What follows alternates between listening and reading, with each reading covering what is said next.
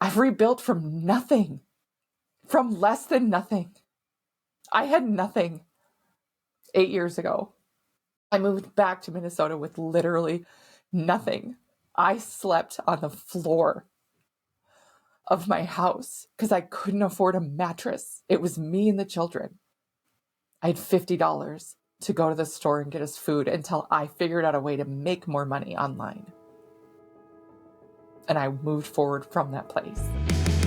Hey there, welcome to the Female Health Solution podcast, where we discuss women's health, hormones, and everything else in between. Join me as we dive into the tools that you need to live your healthiest life.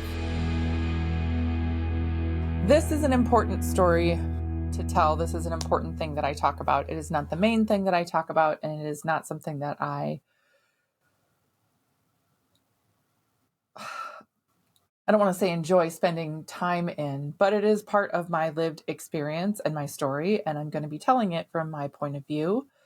And I do know that the more women speak out on these matters, the more that we share our lived experiences, what's happened, how we work through those things, that is how we all collectively move forward. That is how we identify these things and then figure out how to take the next step. What is the right next step for us? So I wanted to do a more in-depth update. This is an extension from the podcast that I did, talking about my relationship story, talking about that the incident that happened 8 years ago now. So the original one, which I think we can figure out how to link, is episode 50. Very early on in my podcasting career. And at that time where I was at in my healing journey, I didn't even have the ability to go through that story on my own. I had somebody ask me questions. So I'm going to give you the rundown of all of that. I still think it's a valuable thing to go and listen to. And then I share more of my story as well on an episode. I don't know what number it is, but I did with Kaitlyn Jorgensen. And she has a lot of really valuable resources. We did a podcast together, and it was a long podcast, but very, very valuable. And there's a lot of wisdom to be gained from her information and a lot of guidance. Quick recap on all of this. So my husband and I, we met in college. I was 20, he was 21, and we've been together since. We had our son when we were 25. We got married at 26. We had our first daughter at 27. And then I graduated from grad school and started my business and everything at 28. And then we had our second daughter at 29. And I say those ages because we're pretty much the same age. He was born in July. I was born in October. So of the same year. We've had, a whirlwind of life, right? We met when we were very young. And this is, again, my perspective looking back on it. We met when we were young, and we both had very specific things that we wanted out of life. And that is why I believe we were such a good match together right from the beginning. The type of person that I am is, how do I want to say? I am very driven. I am high maintenance in the fact that I have a lot of expectations out of not only myself, but anybody that I am connected with, and constantly looking at growth and doing things and everything else. And he brings a lot to my life. He opened up a lot of different things for me and was a person who could keep up with me in life. What was funny is that we talk about this sometimes, looking back at our lives. And some of this, again, I'm going to talk about the familial expectations that people have on you.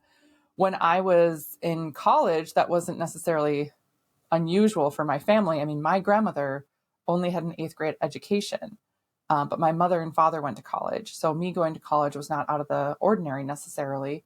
And when I decided to go on to grad school, I had people,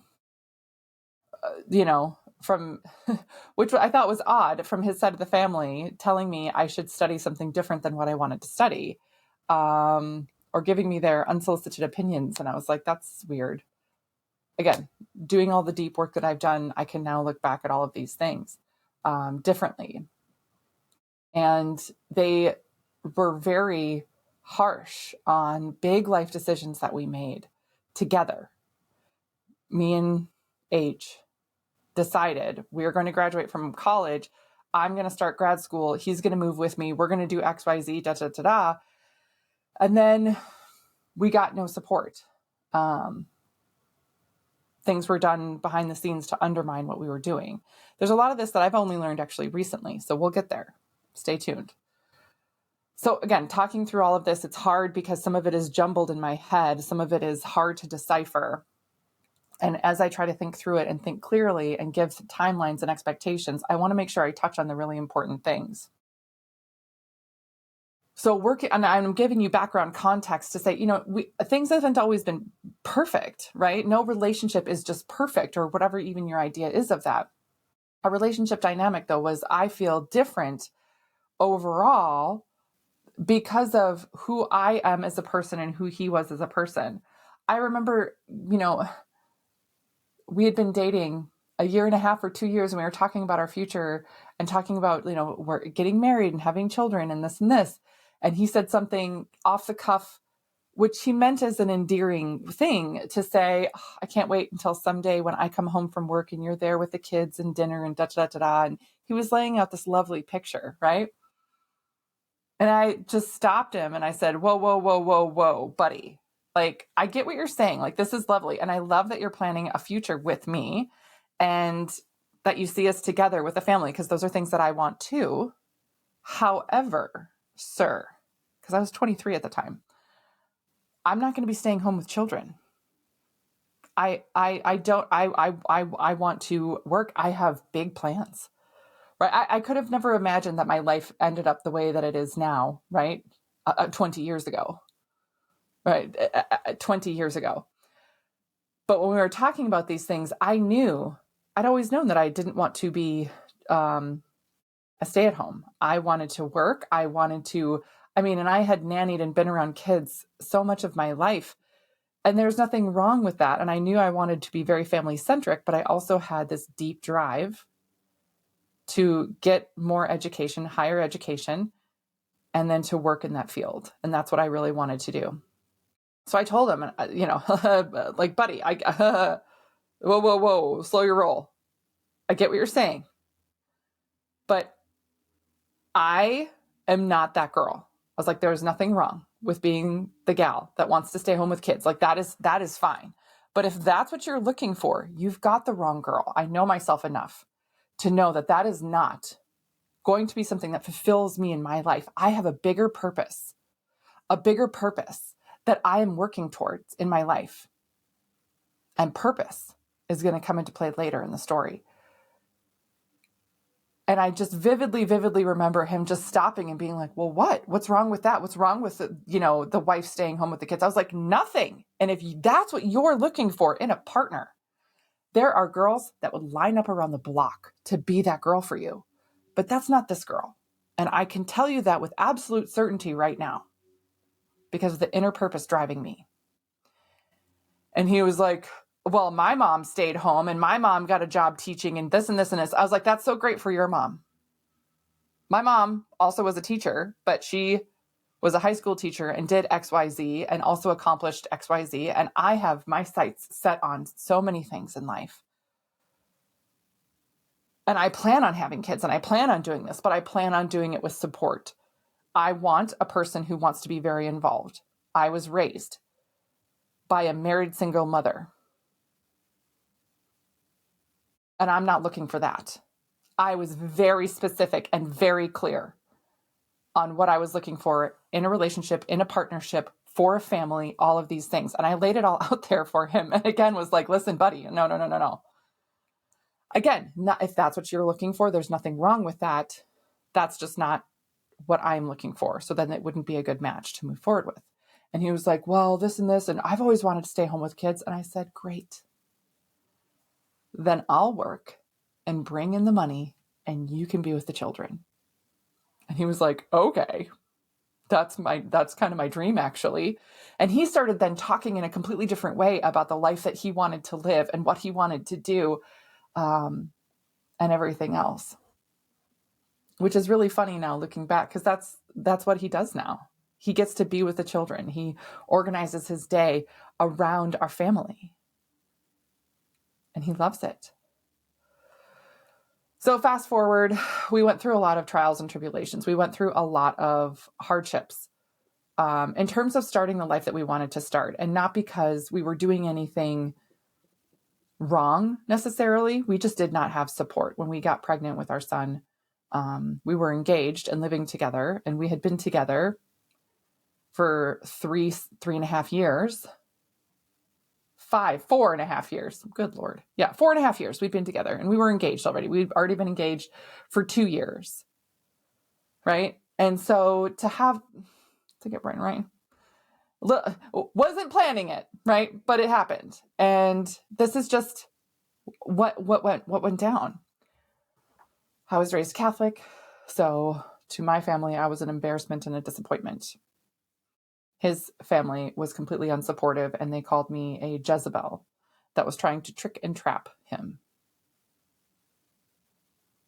Lack of support is a mild way of putting it. And I understand that they might not agree with our life choices, and you don't have to. But at some point, when you start to move forward and make decisions, and the words that you say matter, and the words that you use matter, especially when you're dealing with big life events within family. And we decided to move forward with our plan of, okay, this is happening. This is what we're doing. We're going to have a child, and we're going to live our lives together like we had always wanted. And that's what we did. And then the next year we had gotten married. And then the next year we had another child. And then the next year I graduated. And then the next year we had another child. A lot of life happened in a very short amount of time for us. And we were keeping pace. Me being in school and me starting a business, my husband was the primary breadwinner. So this entire time, I was also labeled a gold digger. Also, the entire time, unbeknownst to me, although I had inklings of it because of how people treated me, how they talked down to me, how I was criticized openly, but I didn't realize there was so like 10-fold, 100-fold of that was going on behind the scenes.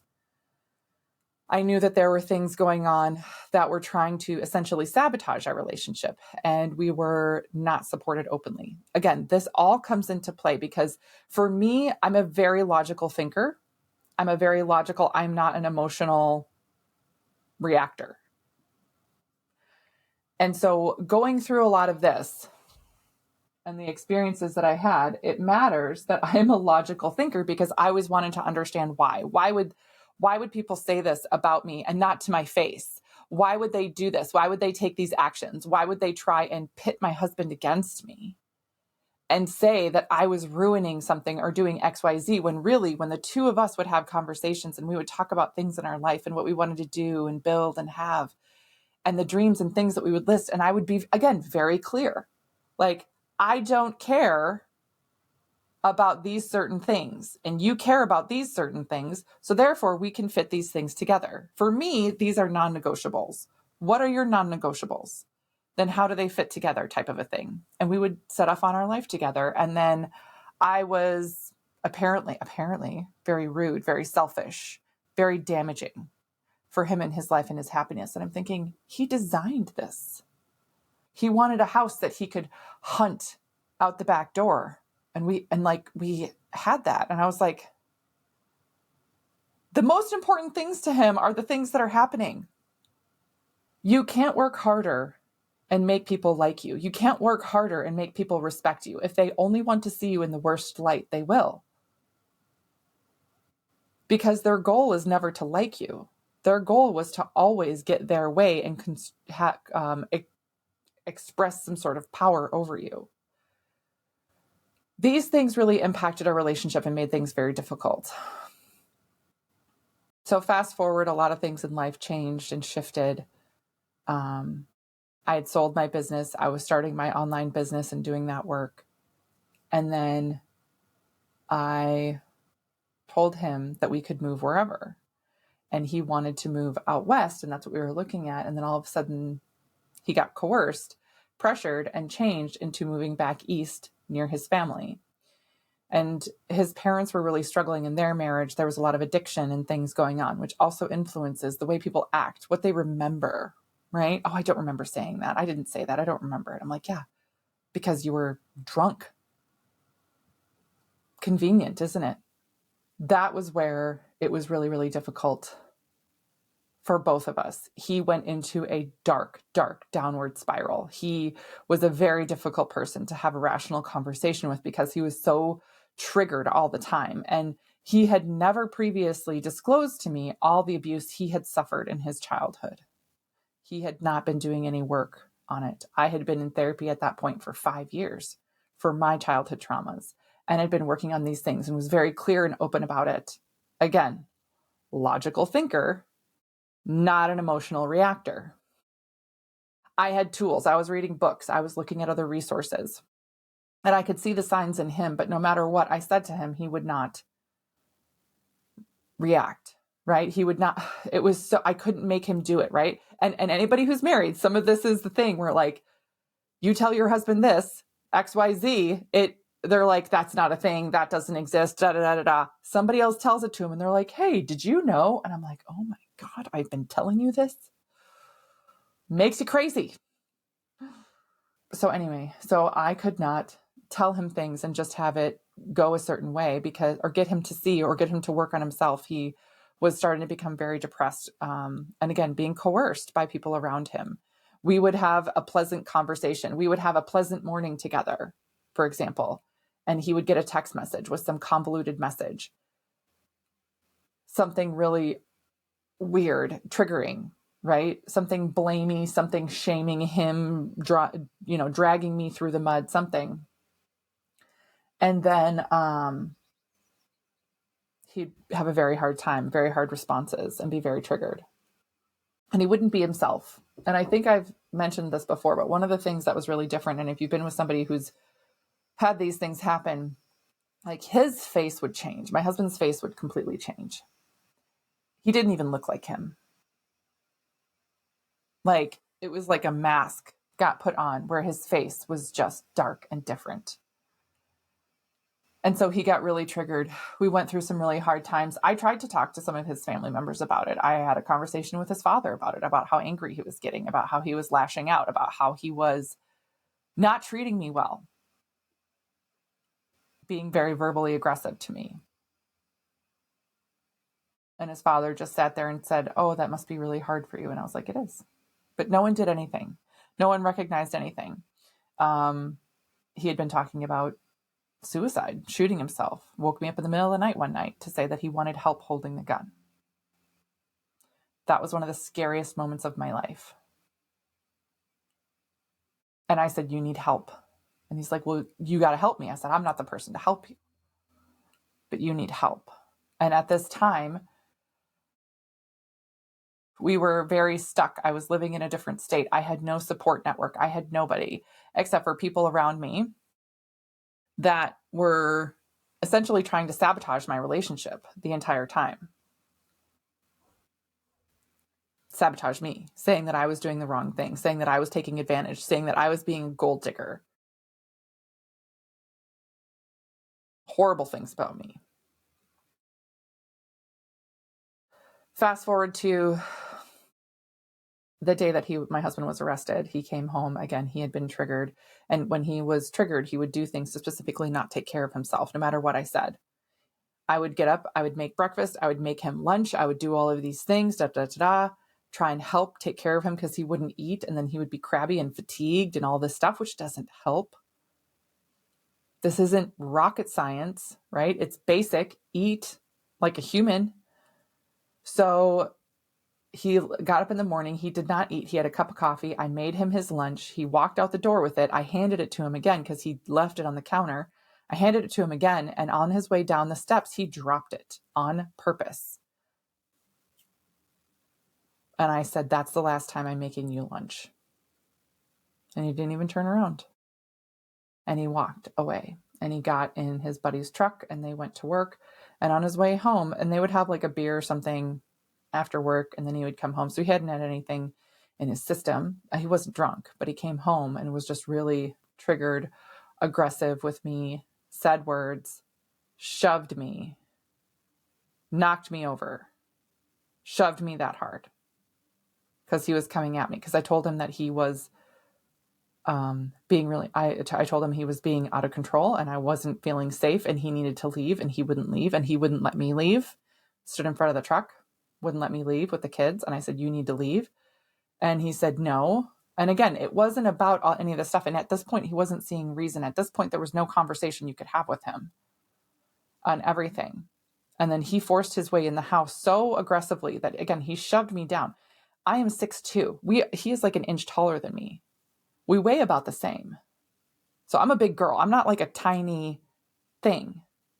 I'm a big Amazon of a girl. And that's how hard he came in the door. He knocked me down and I fell on our 6-year-old, our youngest, who was 6 at the time. That's when I called the police.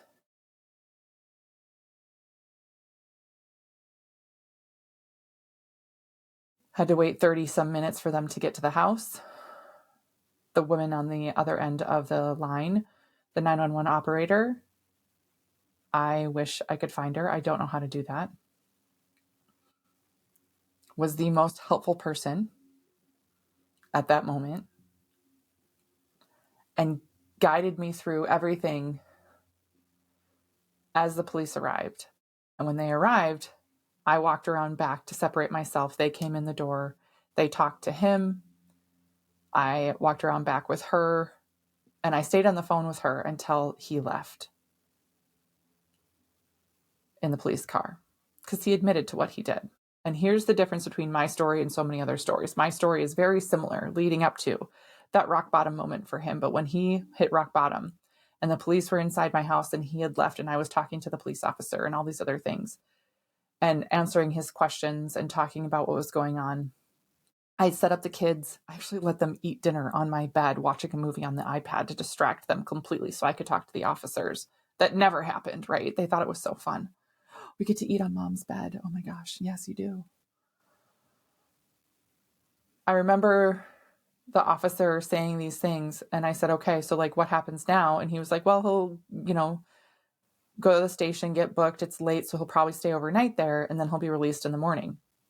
And I was like, and then what? Like he comes home? I was like, absolutely not. And he was like, well, did you want to like press charges? I was like, yes. Well, I have to go to the car to get the form. I said, get the form. There was a line. He crossed it. And I was like, we're done. That's what I told him. I was like, you're done. You are done here, sir. Like you just leapt over that line. Absolutely not. So once you press charges and things like that, then the state takes over and it's a charge against this, right. It's a state charge. This comes into play later with a lot of the convoluted things from his family. Then the next morning, bright and early, as soon as I dropped the kids off at school, I went right down to the courthouse to file a protection order. And I wish someone would have prepared me for some of that. I didn't sleep. I couldn't even eat. I was nauseous. I was running on adrenaline. I mean, the sky had fallen for me. My whole world was turned upside down. I didn't know what was going to happen that day, that weekend. I didn't know. And walking into the courthouse and said, I need to fill out paperwork for a protection order. Because I tried to figure this out all night. I was up all night Googling, calling numbers, all this stuff, numbers that were out of service. I couldn't find anything online and I had nowhere to go for help. And all I could figure out, I had a friend researching stuff for me too. And I was like, this is just what I'm going to do because he's going to get released in the morning and I have to be at the courthouse so that he gets this protection order so he can't come to the house. I don't want him there. So I walked in, and this is important because it's very dehumanizing. I mean, I present very well. I am educated. I've been a speaker, right? I can handle pressure, all of these things. And never once in my life have I walked into a place and been treated like a frankly, a piece of garbage, is when I walked into that courthouse in the state of Vermont looking for a protection order, looking for help. The woman behind the desk didn't even look up and make eye contact with me. I was doing everything I could to steady my breath and not have my hands shake. And I said, I need a protection order. My husband was arrested last night for violence, for domestic violence. Didn't even look up. And she said, oh, well, you're going to have to fill this out. I didn't have a pen. I didn't have anything. I had to ask where to go to fill it out because it was just a counter. There was no place I could see to sit and fill this out. I was like, do I stand here? She's like, no, don't stand here and fill that out. Go over there and do it. And then when I brought it back, filled out with just my name, information, and basics about the date of the incident and blah, blah, blah, because it was just last night, right? And she said, well, I said, so when does it get granted? What happens next? And she said, well, the judge has to look at it. It's not just granted. The judge has to look at it. Okay. Well, when does the judge look at it? Well, he's actually right here. He was literally, it was like this counter. And then there was right behind the counter, there were several people sitting. Again, no one looked up and made eye contact with me or even noticed that I was there.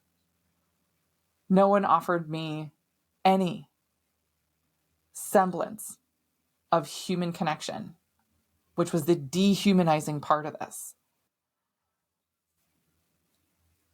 She said, well, the judge is actually right back here. He was in the back of the office, hanging out with a couple of other people. Again, this was right when they opened, like at 8 a.m.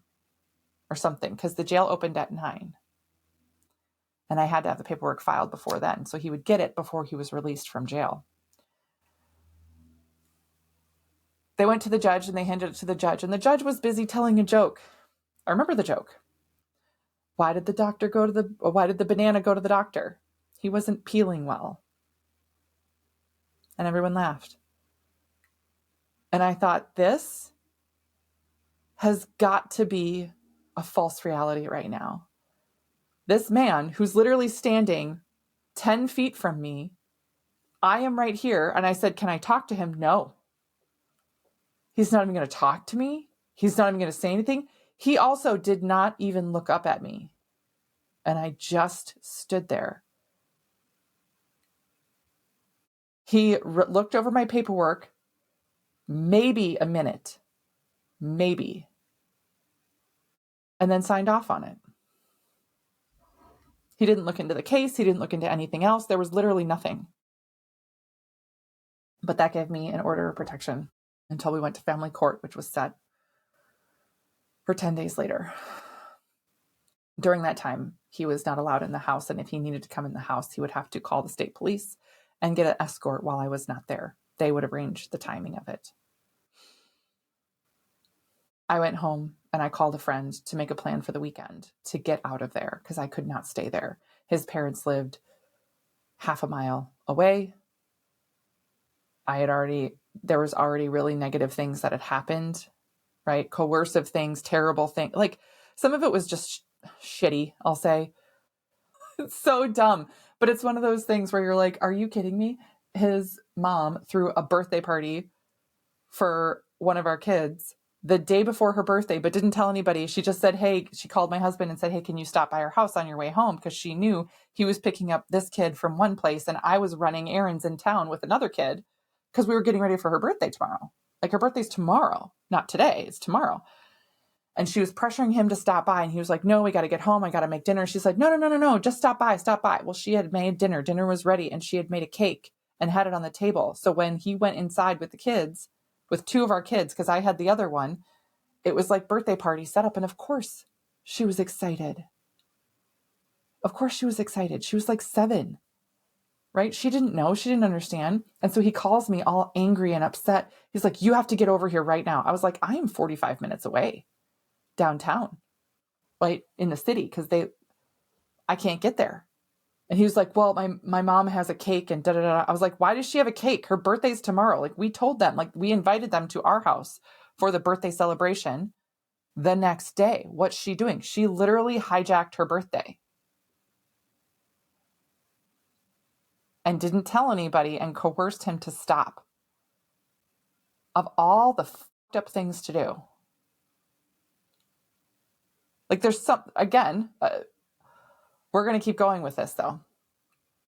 These are all things that had happened very recently, within a month of this incident. So again, there were things where I was like, well, we can't make it there. We're not coming there. I still have to go to the grocery store and this, and then go home. We had a whole plan, you and I, for the evening and the day, and we're doing the birthday tomorrow. I was like, what the hell is her problem? And I don't know what he said. I don't know how he handled it, but that was part of it. But these were the things that she did to undermine us and try and damage our relationship. So when he got out of jail, he walked back to his parents' house. It took him like 3 hours. He walked back to his parents' house and he told them what happened. And his mom called me and told me how upset she was and how hard this was for her and how badly she felt. And not once did she ask me if I was okay or if the kids were okay.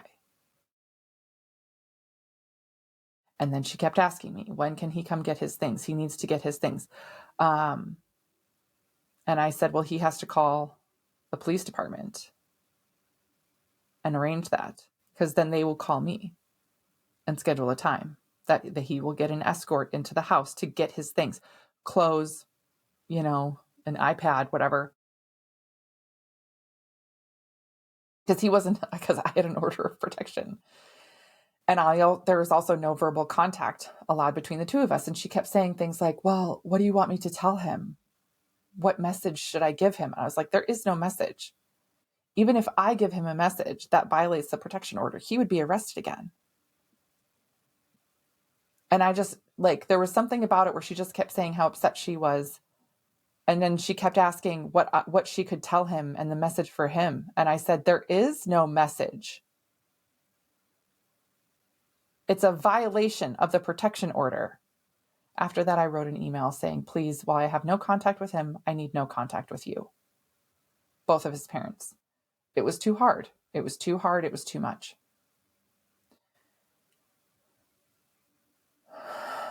There were times where in that time frame, I allowed him to FaceTime with the kids via a friend. We went over to this friend's house and their kids, and he called H and FaceTimed and said hello to the kids. So they had that.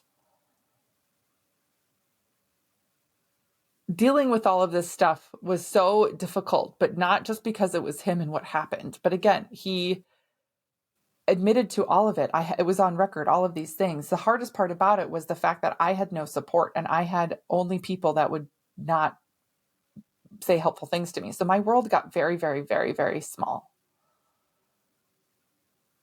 I had my one sister I could talk to. My mom had a hard time with it, so I didn't really talk to her. And I had two friends that I talked to. That was it. His parents were not helpful.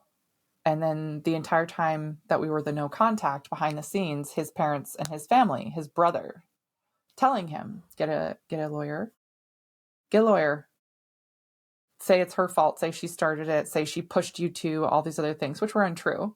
And he said, no, that's not true, and take the kids from her, to leave me. They wanted to leave me with nothing and no one. His dad even made an appointment with a lawyer and he wouldn't go.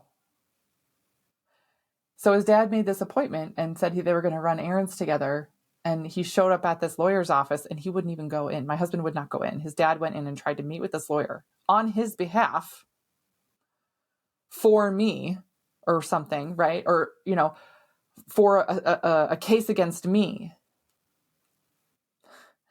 And the lawyer said, listen, I can't, he has to be on board with this or whatever. I can't just meet with you, the dad, or whatever. And because my husband was not going to fight me. And then that's exactly what transpired in court. When we went to court and I stood up and I told the story about everything, about how he had been depressed, I'd been having a hard time, and he needs mental help, he needs therapy, all of these things. And he made a very bad life choice and exactly what had happened.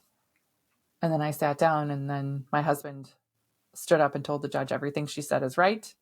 Give her whatever she wants. I'll do whatever it takes to get my wife and my family back. And that is the only reason that we moved forward.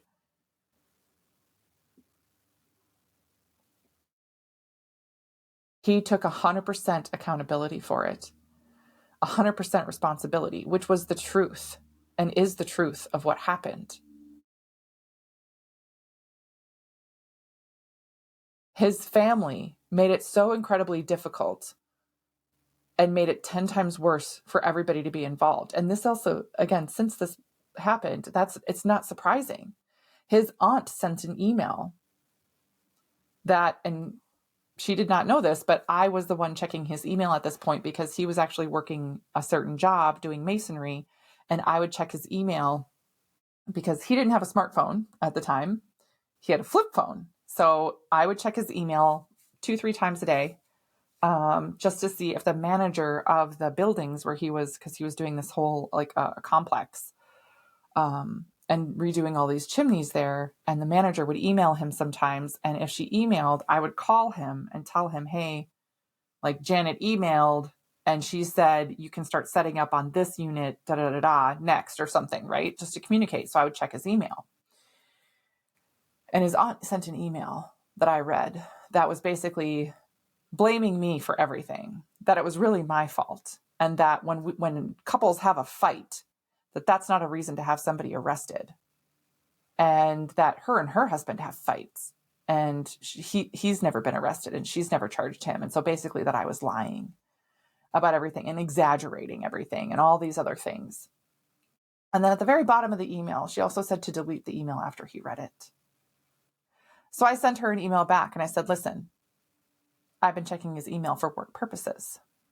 What you wrote is completely disrespectful and unbelievable and victim blaming. This is not my fault. This was not a fight. He did this. This is what happened. And we are trying to work through it. And you trying to somehow blame me or say that he needs to fight me on this is absolutely ridiculous. And you know what you're writing is wrong because you're saying to delete the email at the end of the email. Absolutely not. Again, very logical response. And she wrote back, well, I'm sorry, you feel this way or you took it this way about this email. That's not what it was. And I wrote her back something like, an apology that says, I'm sorry, but blank is not an apology, but condescending. And absolutely not. You know what you did was wrong. And again, I had nobody. And the thing about this too, is that these were women who marched in the parades with the pink hats and all these things and called themselves feminists and said all of these things. I honestly thought, and this was the naivete that I had going into this, is that I did not know how much everyone hated me behind the scenes. I had no idea. And this brought it all out to light. Everything that was being said about me, everything. And then that this was the perfect thing for them to be like, oh, good, we can finally get rid of her. Get rid of her, kick her out of the family, all these other things. So I told him about the email and I told him I responded to it. And so then again, I asked her to leave me alone. He had cousins that sent me nasty messages on Facebook. Awful messages. Right? Demanding that I give back gifts that were given to us. Gifts that were given to the children. That I give them back. They belong in the family. How dare I take them? And I was like, it was a gift. And at no point did someone say they wanted this back. What are you talking about? Just the nastiest. And again, at a moment when I was very down. So all these people got blocked. All these people got blocked. And all I can think is that you are seriously fucked in the head. If you think that I'm going to put up with any of that crap.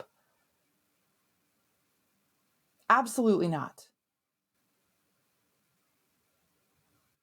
Most people at this point, though, get scared. They get nervous. They shake about it or whatever. The one thing I had going for me is that I had been in therapy already, and I was reading these books. I was reading Lundy Bancroft. I was reading Susan Forward. I was reading these authors again and again and again and having their words in my head. Again, this was 2016. So I didn't have a Kaitlyn Jorgensen or Mama Wilder at this point. It was these authors. So this is going to be a long podcast. I'm still going. Okay. So the things that transpired afterwards, and after we went to family court, and then I allowed him to have certain time with the kids. He could be there because the kids would get up and go to school. So he could be there at night for dinner, and then he had to leave. And then he had criminal court, all of these other things. And then after that got settled, I needed to leave. I wanted to come back to Minnesota. We were living in Vermont, and that's not where I was from. I had zero support network. I had one friend, two, maybe, there, that I could talk to, that understood. Everyone else, it was awful. So I really went inward. I went on walks. I went by myself. I did everything I could to support myself with books and reading and things like that, and to keep coming back to what I was doing in my life and my purpose. That's how I moved forward. I still had a bigger goal for what I wanted to do and build, and do exactly what I'm doing now every day. I started building it at that point, at the lowest point of my life, when I had nothing and no one except for legal paperwork that said I had full custody of my children, and an order that said my husband had to do whatever I said, basically, in terms of him being around or not being around, and that he had to go to therapy. The legal paperwork is what protected me. Other than that, I had myself, and I had my vision for what I wanted to create. I would go for walks down by a cemetery, and I remember just sitting in the grass, praying for a friend.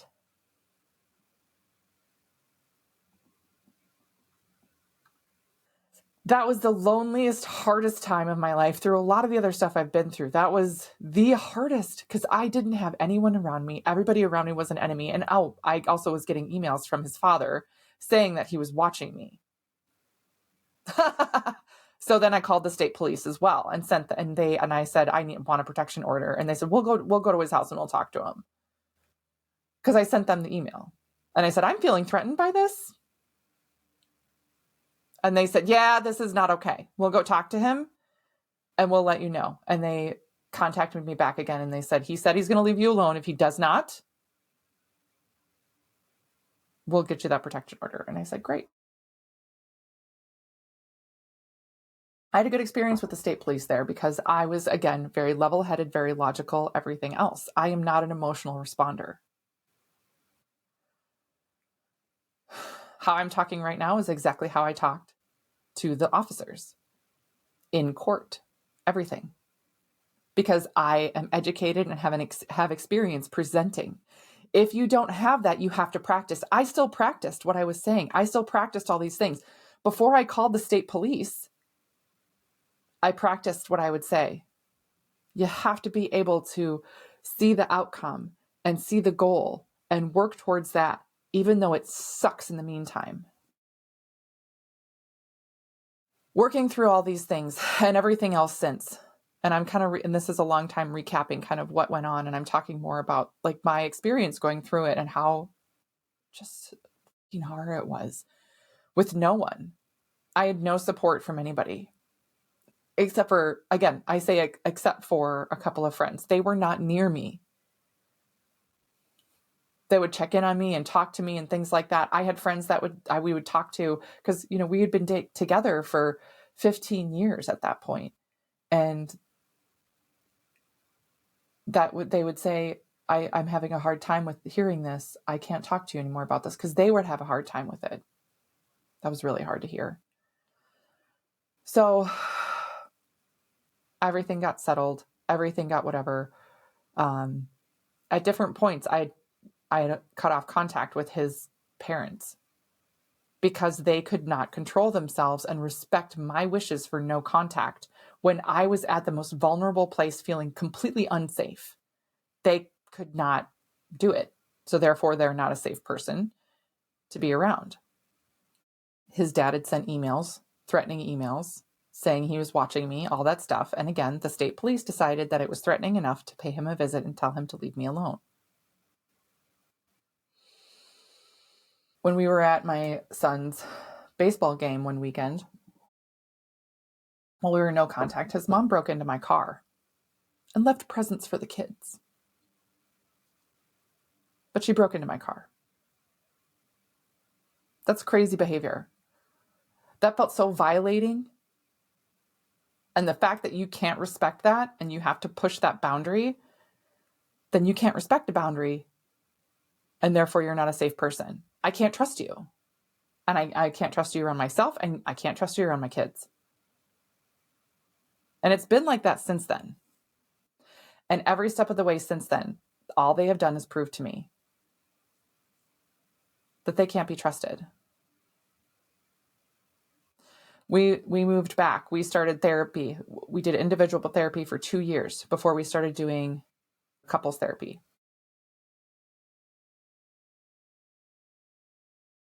And it was really tough. Like, his mom would call him still at these points and talk to him. And he had cut off contact with his dad at one point because his dad was yelling at him about something about me setting boundaries. And he was saying that, like, I can't do this. Like, I'm not allowed to do this. I'm the one, this and this and this. And he was like, Dad, she has full custody.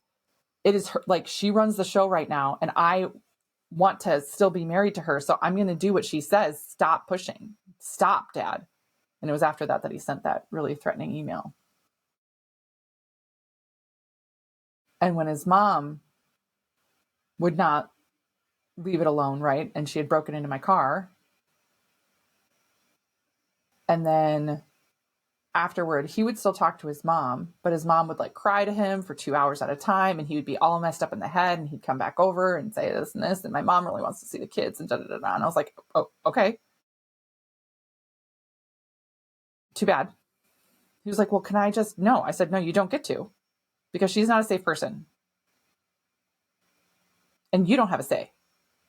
That's how things are set up. For him to move forward with me, he had to give up all control. And I didn't make decisions to be spiteful. I didn't make decisions on any of that. I made decisions with myself and my children in mind first. And I said, you are an afterthought right now. And for you to be included back in our circle, like you say you want, you are going to follow exactly what I say. Otherwise, I cannot trust you. And that's how all of that went. So then when he said things like, well, my mom just wants to write you a letter. Can she write you a letter? Yeah, she can write a letter.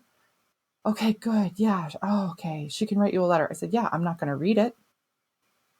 And then he got pissed and started getting upset. Well, that's just rude. And this and this and this. I said, how is that rude? I'm not at a point where I want to put up with anybody else's bullshit right now. I can barely handle you. I'm being very clear about my capacity and what I can handle and everything else. And people keep trying to walk all over me. This is where you FAFO on all of this. So I said, you can either keep being upset about this, and if you raise your voice, you can go.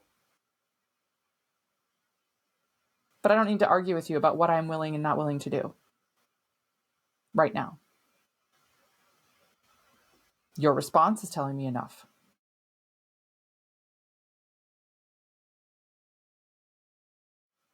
That's how we handle a lot of that stuff. Moving away, getting therapy. I mean, and I left suddenly. I didn't tell anybody I was leaving because of the stalking, because of the threats, because of how awful it was for me. I didn't tell anybody. We just left. And the next morning, or that morning that we left very early in the morning, like at 4:00 in the morning. Later that morning, his mom walked into the house because he had to stay behind because he didn't have permission from the state to leave yet. She walked into the house, walked into the bedroom while he's in bed and tried to give him a hug and everything. Gross. So she knew I was gone because they were watching.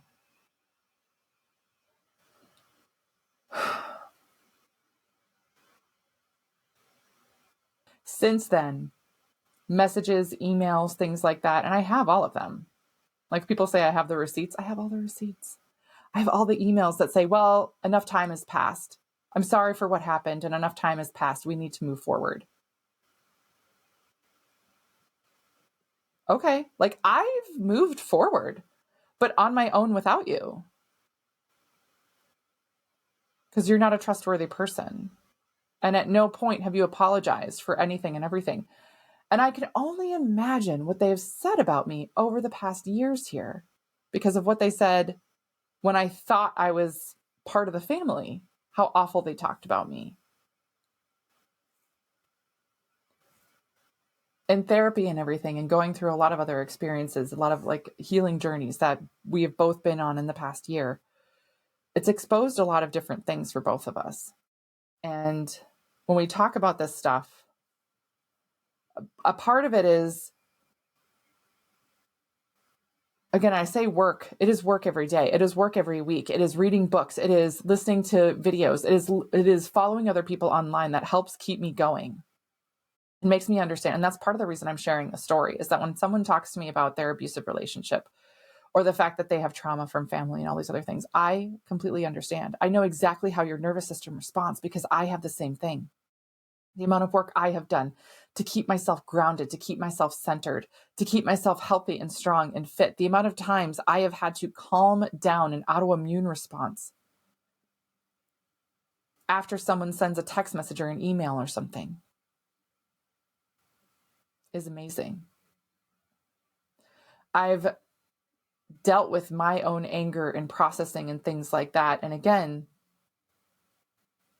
the thing about the anger is that I don't let it take hold of anything, but I let it protect me, in that I use it to fuel my boundaries. And that if you are behaving in a way to make me that upset, then you don't get to be around me because you don't deserve my energy. No one just earns or, deserves to have my time, my energy, or whatever, unless I choose to spend my time and energy there. They don't automatically deserve any piece of me, so they don't get it. And because I had primary custody, that set the stage for everything for me.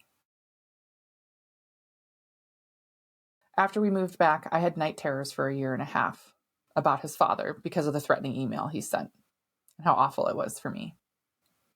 I did more therapy. I did QNRT, very helpful. But I still was very uneasy and still had a fear in the back of my head that someone would show up one day and how I was going to respond and the plan and everything else. His father died a year and a half ago.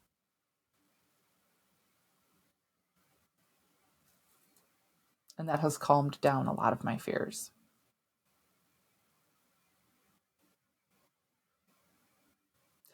And I believe, for those of you that are curious, I believe, you can correct me if I'm wrong, but I believe once a will has been settled, it is made public.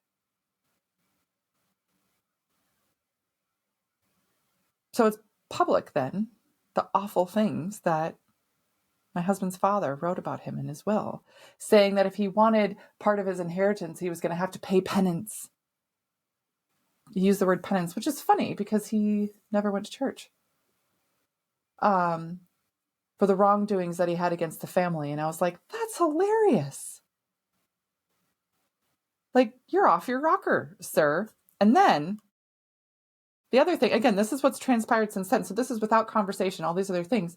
What he did is he put his executor of his will is my husband's twin brother, who's also been arrested for domestic violence.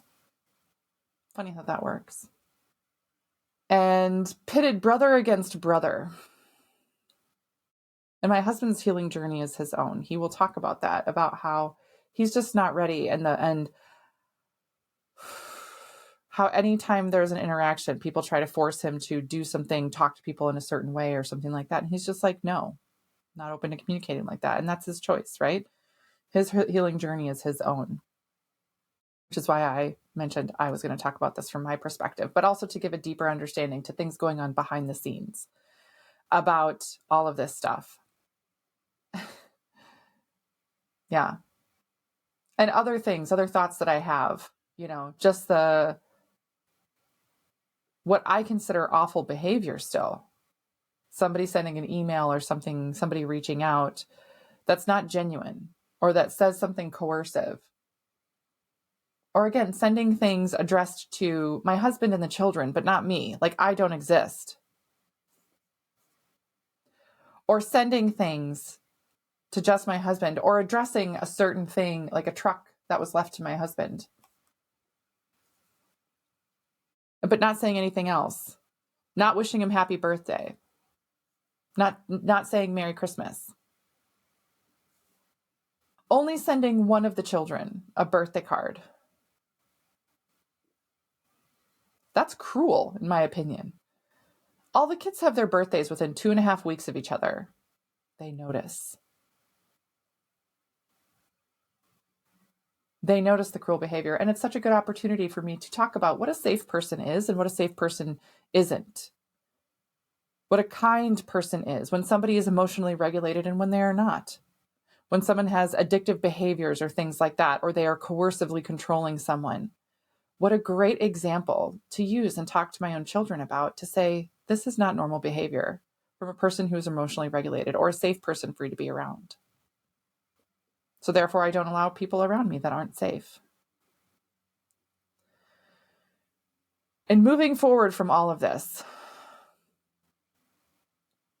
and the updates and everything, and the place that we are, again, this is not something that just goes away. It's not something that whatever. There are still things that pop up. Again, because there are messages, because there's weird things. Again, because a birthday card will be sent for one of the children, but not the other ones. I will tell my husband, hey, one of the kids got a birthday card. The other two didn't. That's not okay. My mother sends birthday cards to all the kids, my aunts, right? Who they haven't seen in years. And I'll say, this is harmful to the children. And we all have to talk about it. And it brings up feelings for him. And then he feels bad or guilty about it for some reason. The thing about all of this is, and working through something that's as difficult as this, and I don't make this my primary life story. This is, I've been through some of the toughest things that I've ever been through in my life by going through this. And I still have to withstand this. And I still protect my children and my family against people who viciously attack and do harm, and have done so for years. It seems almost crazy.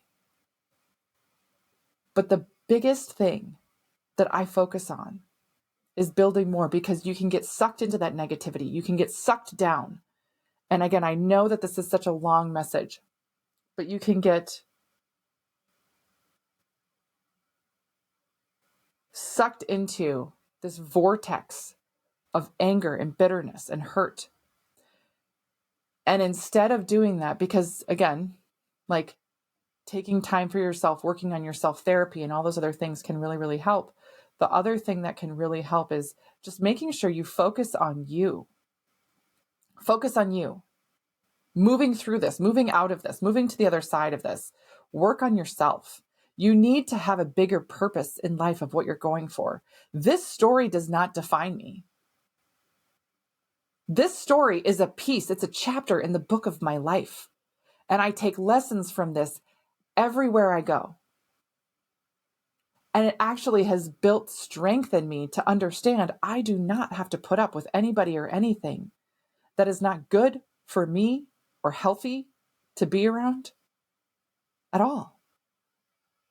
I don't owe anybody anything.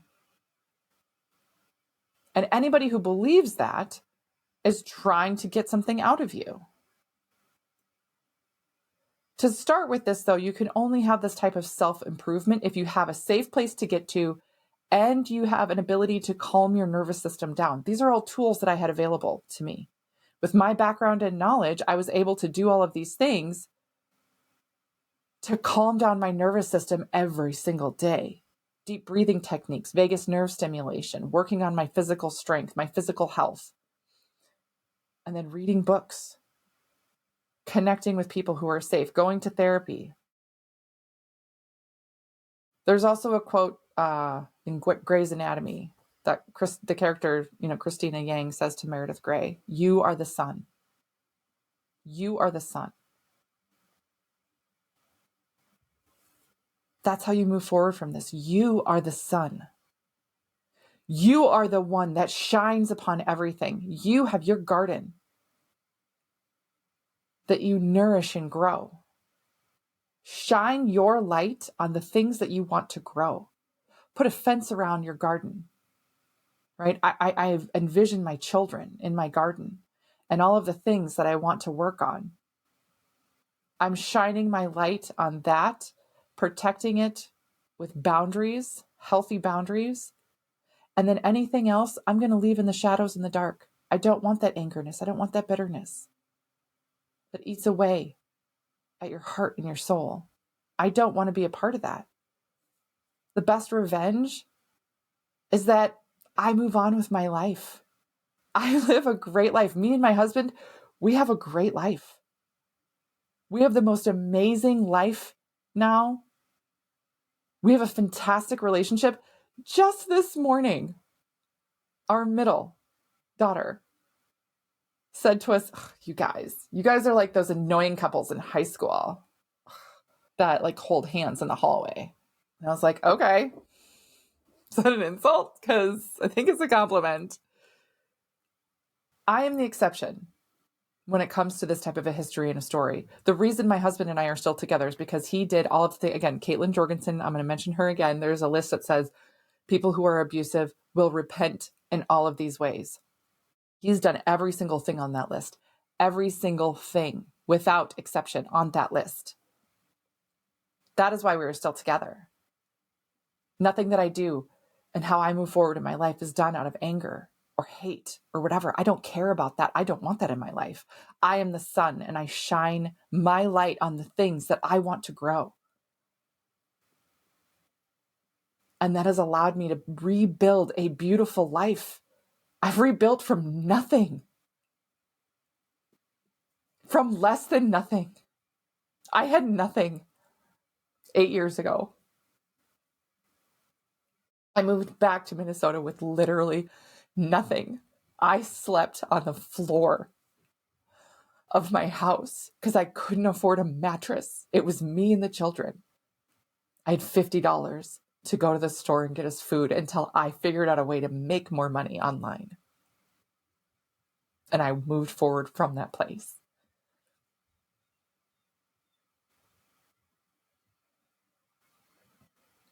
And I'm really proud of that. And I'm proud of the work that we've done. And I'm proud of how we move forward with everything. And I'm proud of the life that we've built right now, because this is what I envisioned. Your life purpose, your vision moving forward is what you focus on to keep you going, to get out of that dark place. You cannot move forward with angerness, bitterness, and everything else, because you will get recaptured in it. Be the sun. Shine your light on what you want to grow again and again and again. Redirect it all the time, every single day. Don't give your energy to the weeds. Don't give your attention to anything. Your energy is your attention. What you focus on flourishes. Don't give your energy to something that you don't want to come back to you. Don't give your attention to anyone or anything that you don't want again. And I don't say this to brag. I don't say this to like be showy or whatever, but just to show an example. And yes, it's like 7-8 years later that we have completely rebuilt. Those first couple of years, those were hard years. Financially, emotionally, mentally, physically, health-wise for me.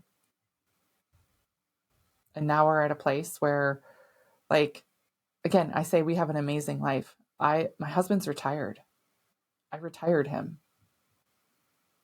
He stays home with the kids, just like he wanted. We have the best life. and we live every day happy with who we are, with our family, with our kids. We have the most amazing kids. We have the best relationship with them. And that's what I get every day. I get to have a happy husband. I get to have a mentally healthy husband. Not that there aren't struggles along the way, but we have a system down and continue to go to therapy and continue to work on things every day, every month, all of these things. That is how you move forward.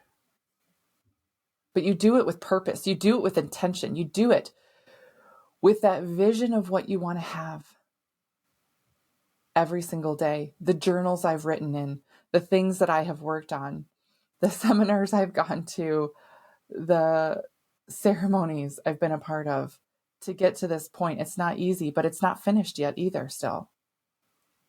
So keep that in mind.